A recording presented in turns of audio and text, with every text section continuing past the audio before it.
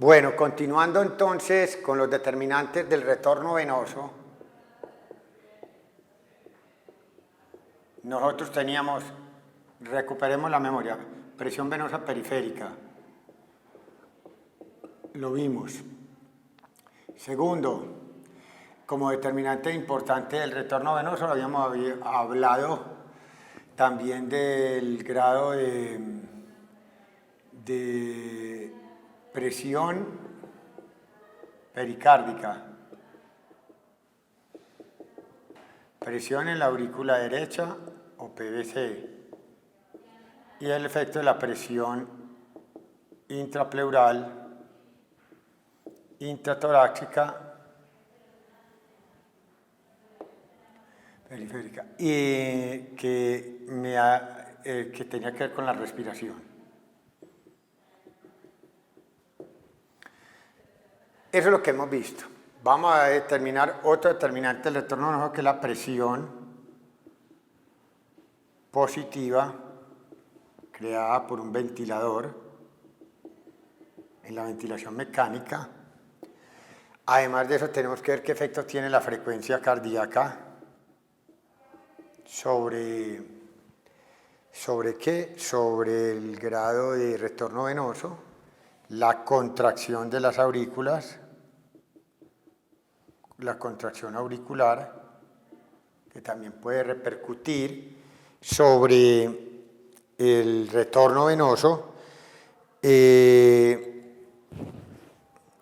con esto también tenemos que concluir, pues ya para terminar esto, es nuestra posibilidad de alterar el retorno venoso haciendo algunas variaciones de esto. Bueno, entonces seguimos con la presión positiva. Esto ya se vio de un ventilador mecánico. Entonces, la otra cuestión va en esto. Si yo quiero ventilar, si un paciente, que estamos acá,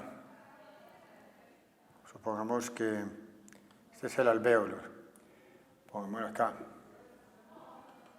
aquí tenemos la pared, la presión pleural, presión alveolar.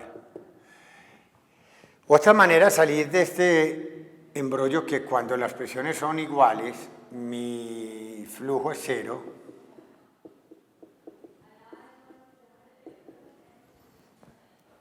nosotros ¿qué hacíamos antes? Jalábamos acá con músculos inspiratorios, te volvíamos esta presión más negativa que esta, es decir, que caía 2 milímetros de mercurio a partir de 760, aquí está en 58, y ahí tenía un gradiente. Pero yo ahí ventilé traccionando la pared del tórax y haciendo la presión del alvéolo más negativa.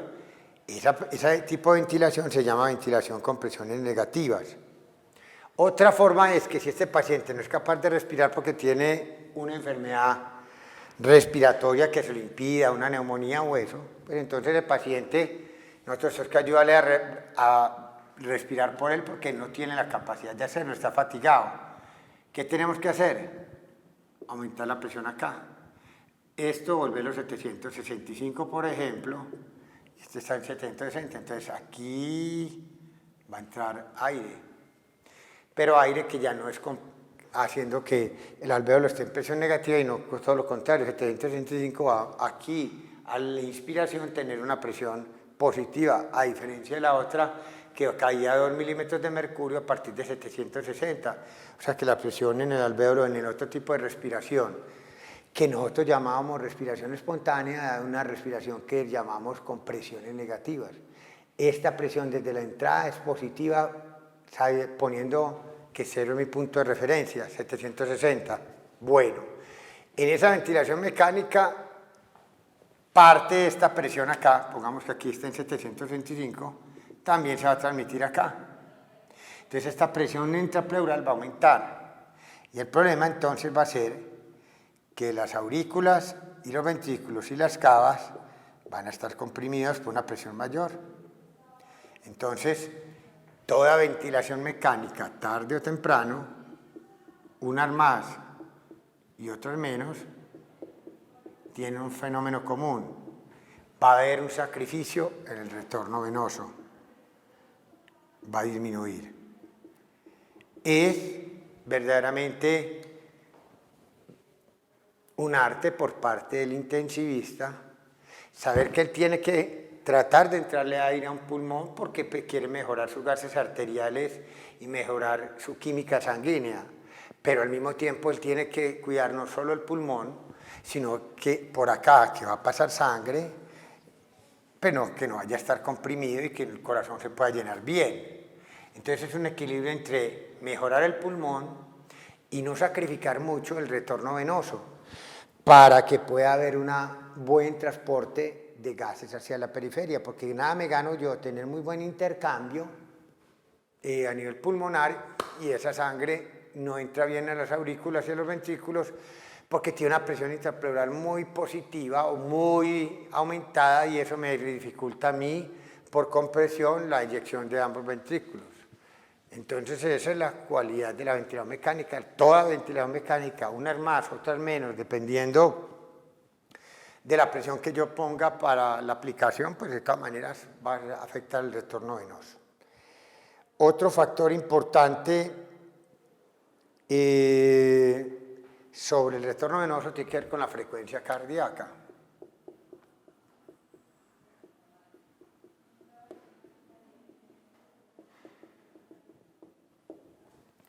¿Por qué?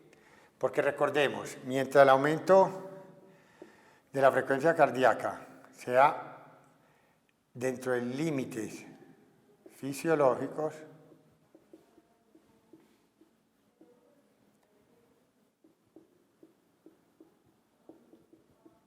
pues me queda muy claro que el periodo que se va a sacrificar es la diástasis o periodo de llenado lento de los ventrículos. Y por eso nosotros hemos dicho que un periodo era demasiado largo, la diástasis, para colaborar tampoco con el llenado de los ventrículos. Pero es que eso no me afecta a mí mucho porque con los otros periodos yo podía compensar. Pero ojo, si la frecuencia cardíaca aumenta más allá de estos límites fisiológicos donde la diástasis ya no se esté sacrificando, usted ya tiene que decir una cosa muy clara. Un aumento de la frecuencia cardíaca puede llevar a que acorte mucho el tiempo de llenado. Diastólico de los ventrículos. Y eso sí es muy claro. Nosotros ya teníamos determinados que la sístole duraba 1/3 y la diástole duraba 2/3. Pero que al ir aumentando la frecuencia cardíaca, se acortaba, pues acortaba más la diástole. Y aunque los dos salían acortándose, proporcionalmente se acorta más la diástole, que lo hace a uno creer que la sístole se haya alargado. Claro, porque si yo acorto esto, más de esto, el tiempo que ya va a durar la sístole con respecto a la diástole no es 1/3 y no 2/3, sino que va tendiendo hacia la mitad y la mitad. Entonces prácticamente yo puedo decir que ir aumentando la frecuencia cardíaca, el tiempo que yo me gaste durante la diástole va a ser prácticamente el mismo tiempo que yo me gaste durante la sístole. Pero lo importante entonces va a ser saber uno que si ya agotó este mecanismo de defensa, que es el periodo de llenado lento o de diástasis en los ventrículos, que es el periodo de la diástole más largo, pero el que menos contribuye al llenado total diastólico, ya acá yo ya tengo problemas, porque aquí ya estoy empezando a sacrificar el llenado por el periodo de llenado rápido o por la contracción o sístole auricular. Entonces, uno pudiera decir que si dentro de ciertos límites el aumento de la frecuencia cardíaca es leve o moderado, pues no tengo ningún problema sobre que el corazón se llene bien. No va a haber una repercusión sobre el llenado diastólico importante y yo voy a funcionar completamente normal. Solo cuando los aumentos de la frecuencia cardíaca se hacen más allá de moderados a severos, cuando yo ya empiezo a sacrificar periodos de la diástole que ya no van a tener un tiempo suficiente para que esos corazones se llenen derecho e izquierdo bien, pues la repercusión es muy clara, el volumen de eyección está disminuido y obviamente las presiones en las aurículas van a estar disminuidas. Entonces, mi precarga va a ser más mala, no va a permitir un buen llenado. El otro factor que a veces no lo tiene en cuenta, que también es importante, tiene que ver con la contracción auricular. La contracción auricular, ¿qué tiene que ver acá? Cuando yo tengo frecuencias cardíacas que llamo de reposo, que no son taquicárdicas normales, la contracción de las aurículas normalmente tiene poca influencia sobre la precarga de los ventrículos, porque la gran mayoría, en una persona normal, la mayoría del llenado ventricular se da en forma pasiva. ¿Qué es pasiva? Sin gasto de ATP. Sin gasto de ATP. Siéndolo así, entonces, por eso yo aprovecho el periodo de llenado rápido para llevar el 75% del llenado de los ventrículos y el periodo de llenado lento. Si yo aumentara la capacidad de contracción de esas aurículas, por ejemplo, disparando el sistema nervioso simpático, que aumenta la fuerza de contracción auricular, pudiera aumentar la precarga en situaciones que a mí me conviniera. Por ejemplo, cuando haya frecuencias cardíacas altas y yo ya se sacrificó la diástasis. Entonces, para uno tratar de compensar, diría que así, cuando la frecuencia cardíaca alta, yo haría una estimulación simpática de las aurículas para aumentar la contracción auricular.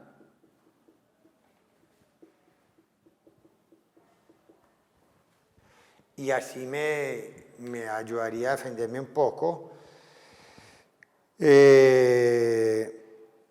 porque haya menor tiempo de llenado diastólico del ventrículo derecho, por ejemplo. Siempre que aumentemos la frecuencia cardíaca, el tiempo de llenado va a disminuir por parte del ventrículo derecho. Entonces, una manera de compensarlo, si estoy sacrificando la diástasis, lo que no estoy llenando la diástasis lo compenso con una contracción más activa. Para esos casos de frecuencia cardíaca alta yo los pueda compensar. Cuando haya ese menor tiempo, por esas frecuencias aumentadas, yo simplemente lleno los ventrículos con una contracción más activa. Cuando una persona pierde ese mecanismo de contracción auricular, por eso no puede tolerar ejercicios demandantes de una intensidad incluso hasta moderada. El ejemplo más claro es cuando se da una arritmia en las aurículas que se llama fibrilación auricular. En las fibrilaciones auriculares, la fibrilación auricular, hay unas 600 contracciones por minuto de las aurículas, pero son unas contracciones auriculares que, aunque en número son impresionantes, en forma mecánica son totalmente ineficientes. Son ineficientes. Entonces no están llenando los ventrículos. Y eso, entonces pierde la capacidad de contribuir de las aurículas de mantener la precarga. Esa contracción auricular no es buena para mantener la precarga.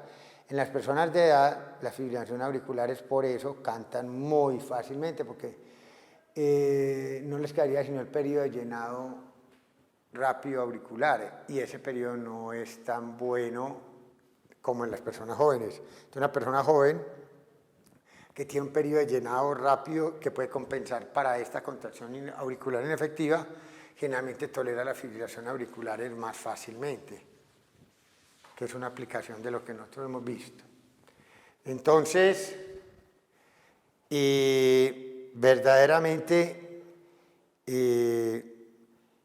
con esto nosotros hemos echado una visión general de cómo afectan el gasto cardíaco, la frecuencia cardíaca, primero cronotropismo, la poscarga con sus dos componentes, geometría ventricular por ley de Laplace y resistencia vascular periférica, el inotropismo, capacidad contráctil del corazón, y la precarga con sus dos componentes, el lusitropismo, capacidad de relajación de las cavidades ventriculares, y el retorno venoso dictaminado más que todo por las diferencias de presiones entre la vena periférica y la aurícula que estemos hablando, generalmente la derecha, y teniendo en cuenta la resistencia del retorno venoso. Para uno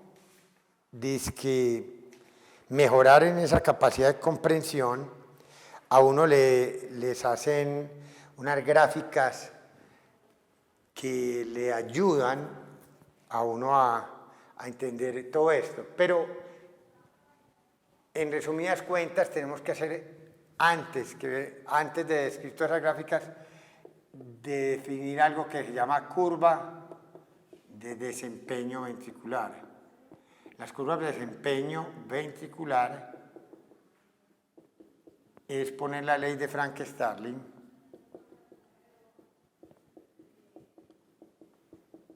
cuya causa no se sabe, pero sí se sabe qué es la ley. Es en un gráfico, donde yo coloco aquí algo que me indique el desempeño de los ventrículos, y aquí algo que me indique precarga. Y vimos que aquí va a haber un problema, porque desempeño lo puedo decir, puedo graficar con W, trabajo. Es una manera, un ventrículo trabaja más que otro, es una manera de ver desempeño. En otras puedo colocar volumen de eyección únicamente. En otras simplemente coloco gasto cardíaco. Entonces puedo colocar múltiples índices de cómo está desempeñándose. En algunos otros más básicos colocan presión generada. Bueno, y en precarga también puede haber muchas variaciones. Puedo colocar no más que la precarga del derecho, la presión en el ventrículo derecho al final de la diástole, la del aurículo al final de la diástole, o coloco la precarga de la aurícula izquierda, o coloco la precarga del ventrículo izquierdo al final de la diástole, o no coloco presión, sino que coloco volúmenes finales diastólicos ventricular del derecho, del izquierdo. Entonces uno dice, ¿por qué esta cantidad de numerosas maneras de medir eso? Porque verdaderamente son diferentes maneras de medir un desempeño, unas mejores que otras. En el fondo, la ley de Frank-Starling está diciendo que dentro de ciertos límites, al aumentar la precarga, ¿correcto?, pues va a haber una mayor desempeño, visto como quiera cualquiera de estos índices, hasta un punto en que aquí llega a lo máximo. Vimos que esto no llega en el humano a caer, porque en el humano el colágeno impide que esto se sobredistienda, pues que llegue a un grado de que los sarcómeros queden tan separados. Pues la ley de Frank-Starling sí pone en cuenta una cosa que es muy preocupante de los 4 índices que nosotros factores vimos que determinaban el gasto cardíaco. Hay uno que preocupa. ¿Cómo vamos a medir la precarga en clínica? Puedo hacerlo de 2 formas. Con catéteres, o hacerlo no con catéteres, sino midiendo volúmenes. Si yo voy a medir con catéteres, con volumen lo tendría que dar por ecocardiografía. Y aquí colocar un catéter por venas. Meterlo por el sistema venoso, llegar a la aurícula derecha, o dejarlo en la cava, o en la aurícula derecha, o en el ventrículo derecho. Volvemos a insistir, si yo lo estoy cogiendo al final de la diástole es lo mismo, porque esta válvula está separada. Si esta es la aurícula derecha, este orificio es muy grande, entonces la presión en la aurícula derecha al final de la diástole es prácticamente la misma que la presión del ventrículo derecho al final de la diástole. Y es la misma que hay acá y acá en las cavas, porque estas cavas no tienen válvula. Y el recorrido de acá a acá, en una vena, no le va a ofrecer mucha resistencia. Y este viajar de acá a acá, aunque usted lo ve muy largo ahí, es enano y no va a hacer mucha resistencia porque estamos con una válvula abierta y al final de la diástole. Por eso, para la precarga derecho pueden colocar presión en la cava, o sea, presión venosa central, de las venas de las cavas en el centro del tórax, presión en la aurícula derecha, presión en el ventrículo derecho siempre y cuando esté al final de la diástole. Y lo mismo para el izquierdo, porque el izquierdo no tiene cavas, pero sí tiene venas pulmonares. Y las venas pulmonares tampoco tienen válvulas. Y tiene una aurícula izquierda que al final de la diástole debe tener una presión igual a la presión en el ventrículo izquierdo al final de la diástole. Entonces habría, si fuera uno exótico, yo puedo graficar precarga izquierda o derecha. Para la precarga derecha tengo presión en la aurícula derecha, presión en el ventrículo derecho, presión venosa ventral o cava, 3 criterios distintos. Para el izquierdo otros 3, son 6 maneras de medir precarga. O los mido por volúmenes. ¿Y cuál es el problema de uno con otro? La diferencia, ¿dónde va a radicar? En esto. Uno puede decir que en fisiología, uno pudiera decir que siempre que una cavidad tiene más volumen, la presión en esa cavidad va a ser mayor. Presión en la cavidad. En ese caso, pues, en las aurículas o en los ventrículos. Volumen en la cavidad. ¿Qué diríamos? Una relación lineal recta, muy bueno.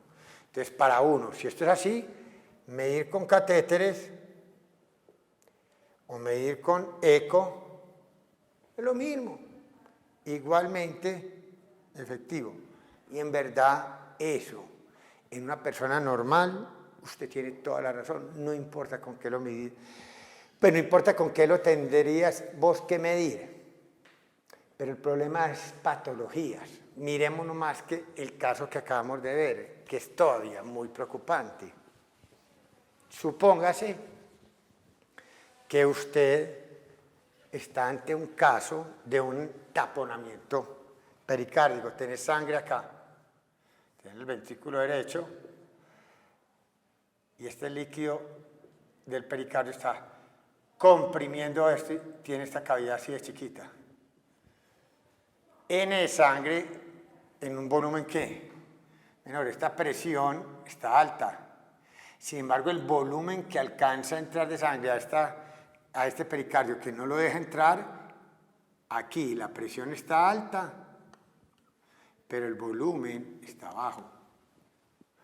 Esa es una discordancia donde la precarga medida con catéteres está alta, pero la precarga medida con eco, que es volumen, midiendo volúmenes de la cavidad, estaría normal, disminuida, perdón. Entonces, eso le lleva a uno a la preocupación clínica, que a veces si uno no tiene la correlación clínica específicamente, pues va a haber momentos en que la precarga medida por catéter va a ser alta y si yo no estoy lo suficientemente informado o estoy al tanto de las cosas, voy a interpretar como que la precarga siempre va a estar alta y pudiera estar ante un caso de un taponamiento o una cosa menos grave. Pongan nomás un ventrículo isquémico. En la isquemia, la capacidad de relajación del ventrículo es más mala porque no hay ATP. Al no haber suficientes ATP no se rompen bien los complejos rigor. Y segundo, se captura menos calcio por el cerca al interior del retículo sarcoplásmico. Entonces, mire el problemita, no va a relajar bien, hay una capacidad de luz isotrópico negativa. En un corazón isquémico, vos medís con catéter acá, presión en el ventrículo derecho, alta, presión en la aurícula derecha, alta, presión aquí, venosa central, alta, y sin embargo a ese corazón le ha llegado menos sangre. Sin embargo, entonces, en ese caso, a pesar de medir con catéteres, pues, precarga alta, verdaderamente el volumen final diastólico va a estar disminuido. Ahí hay un divorcio entre confiar en la precarga o confiar en la precarga medida por catéter o en la precarga que yo mide por ecocardiografía. El problema de la ecocardiografía es que tampoco es simplemente, siempre lo va a decir la verdad. Yo puedo tener un corazón, una cardiopatía dilatada, que el corazón puso los arcómeros en serie, no en paralelo, y simplemente no está más distendido. La precarga medida por volumen está alta, pues estos arcómeros no están más estirados. Ahí la eco no me diría la realidad, pero la gran mayoría de las veces sí es más fidedigna que los mismos catéteres. Entonces, por ese motivo, mientras nosotros tengamos un avance en medir muy fácilmente con ecocardiografía los volúmenes, vamos a cometer una imprecisión. El problema de medir los volúmenes en el corazón por ecocardio es que primero tiene que decir que el corazón es una esfera o parecida a una esfera, para que usted pueda decir que el volumen que va a calcular es 4/3 de pi r3. Pero aquí los R's tienen problemas, no son iguales. Hay un radio longitudinal, hay un radio anteroposterior y hay un radio transversal o lateral. Y vos tenés que sacar un radio promedio. Y ahí es donde cuando usted saca de promedio, que no es fácil de hacerlo, o sea, tiene que tener usted un buen entrenamiento en ecocardiografía para usted decir que va a medir con la precarga en base a ecocardio con cierta confianza y que no va a cometer el error. Entonces, y eso es suponiendo que el corazón es esfera, que no es real. Muchos dicen que es elíptico y va cambiando la forma de acuerdo al momento del ciclo cardíaco. Sin embargo, mientras ahora no se diga lo contrario, muy frecuentemente en las enfermedades, nos seguimos defendiendo para medir precarga con catéteres y esperando el momento en que la evolución de la ecocardiografía se haga cada vez más eficiente y podamos llegar en un momento dado a decir que la precarga medida por catéteres da una confiabilidad lo suficientemente buena para no tener los problemas que hasta ahora tendríamos. Entonces, una curva de desempeño ventricular es una curva que en el fondo está graficando la ley de Frank-Starling. Ley de Frank-Starling, ¿qué existe? Ley de Frank-Starling. Y la teoría más aceptada es, acuerden, ¿qué es esto? Se dice que este sarcómero que está cortado, cuando yo lo alargo, lo estiro, aumentar la precarga, antes de empezar mi contracción, lo estiré. Miren la distancia que queda acá entre los filamentos de actina y miosina, entre las troponinas C y el calcio. Entonces, un calcio acá, una miosina le queda más fácil ir a pegarse de su vecina, el calcio le queda más fácil encontrar la troponina C, es decir, los elementos contráctiles están en un volumen menor y le quedan unas distancias de recorrido menor. Entonces, eso es lo que han tratado de explicar de por qué la ley de Frank-Starling se da. Al alargar una fibra, volumen final, diastólico ventricular, alargar la fibra, la próxima contracción le queda más fácil de hacer. El sobrelapamiento de actina y miosina no explica en un 25% de la ley de Frank-Starling, cuando el sobrelapamiento de las fibras era lo que explicaba la relación longitud-tensión en el músculo estriado esquelético. Aquí esa explicación, que es muy buena para músculo estriado esquelético, es apenas un 25% de la explicación de la ley de Frank-Starling. O sea que aquí hay un aumento en la sensibilidad al calcio y por el estiramiento se propone también que haya una mayor liberación de calcio antes de empezar la contracción. Entonces estoy ante una situación de ventaja para ofrecer una mayor contractibilidad en ese momento. Con esto entonces, muchachos, hemos ya pues enfatizado el término de los factores más importantes y las curvas de precarga para decir cómo se desempeñan los ventrículos para la próxima sesión, en una sesión número 5 futura que vamos a hacer sobre eso, vamos entonces a ver graficación, cómo hacen los diferentes factores que acabamos de ver, cómo se pueden ver en gráficas. Muy amable.